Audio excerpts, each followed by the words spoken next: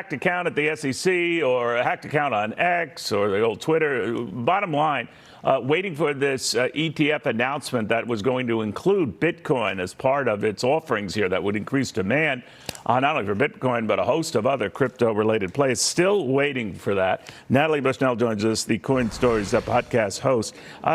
Natalie, what's the story on this? Where does this stand? It was supposed to happen yesterday, today at the latest. It might still happen today, but what if it doesn't?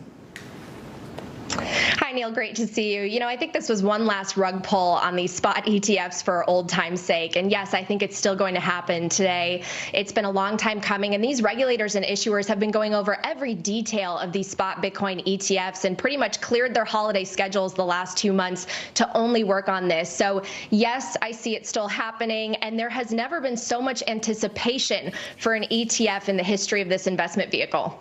So what would drive it, and what would the difference be of an ETF set up to include it?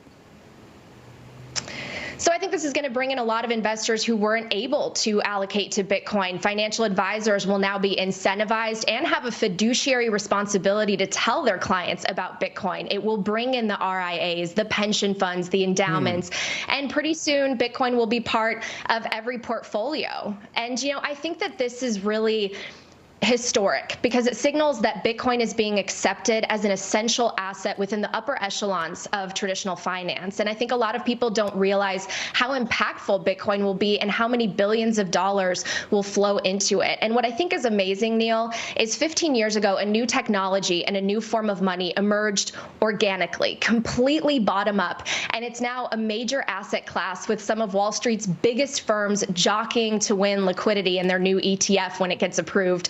But this really is a working class phenomenon that trickled up. And so now the titans and legends of investing are realizing that no asset carries the promise and the potential of Bitcoin. And I think the ETF will just be the first of many developments on the path to every person and every business saving in Bitcoin and becoming more economically empowered.